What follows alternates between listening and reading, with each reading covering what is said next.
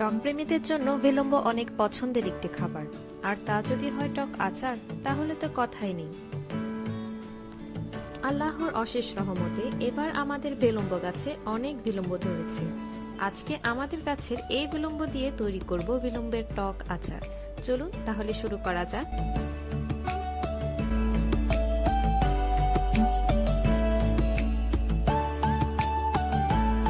আমি এখানে 1 কেজি পরিমাণ বিলম্ব নিয়েছি। এখন বিলম্বগুলো ভালোভাবে ধুয়ে নিব।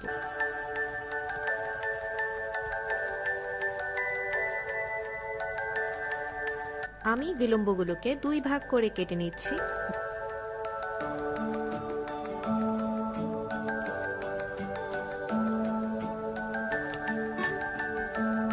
দেখুন, আমি এইভাবে প্রত্যেকটি বিলম্ব কেটে নিয়েছি।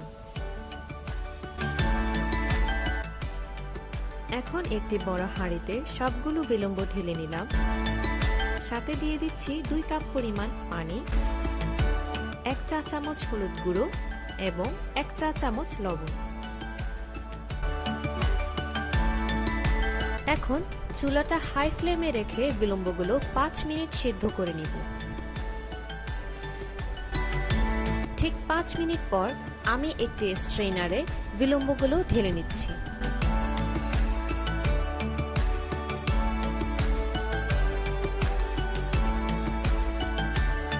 বিলম্বগুলো কিছুক্ষণ রেখে ঠান্ডা করে নিব। এখন আমি মূল রান্নায় চলে যাচ্ছি। এখানে আমি নিয়ে নিয়েছি 2 টেবিল চামচ আদা রসুন বাটা, 2 টেবিল চামচ সরিষা বাটা, সরিষার তেল, ভিনেগার, হাফ চা চামচ করে আস্ত 5 ফোড়ন, লাল মরিচ গুঁড়ো, ধনিয়া গুঁড়ো, হলুদ গুঁড়ো, জিরা গুঁড়ো, লবণ আর 2টি শুকনো মরিচ। প্রথমে একটি প্যানে 1 কাপ পরিমাণ সরিষার তেল নিয়ে নিলাম। তেল গরম হলে দিয়ে দিব 2টি শুকনো মরিচ আর 5 ফোড়ন। 5 ফোড়ন দেওয়ার পর খুব সুন্দর একটি ঘ্রাণ বের হয়েছে।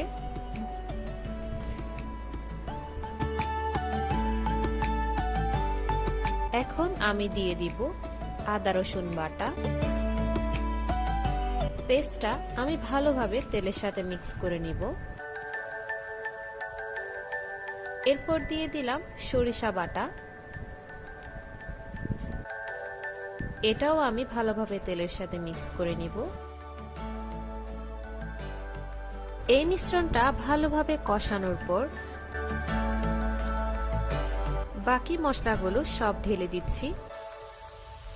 মশলাগুলো 1 মিনিট ভালোভাবে নেড়েচেড়ে কষিয়ে নেওয়ার পর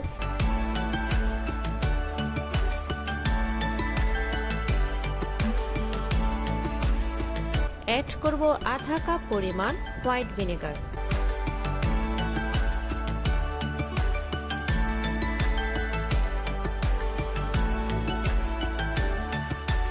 আর দিয়ে দিচ্ছি সামান্য চিনি।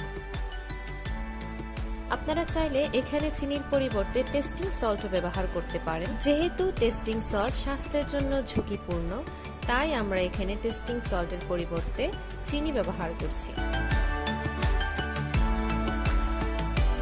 যখন তেলটা মশলার উপর ভেসে উঠবে, তখন আমি বিলম্বগুলো দিয়ে দিচ্ছি।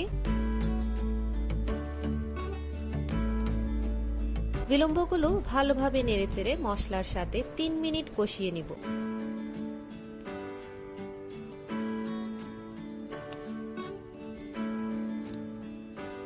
এই পুরোটা সময় আমি চুলার আঁচ মিডিয়াম হাই ফ্লেমে রেখেছিলাম।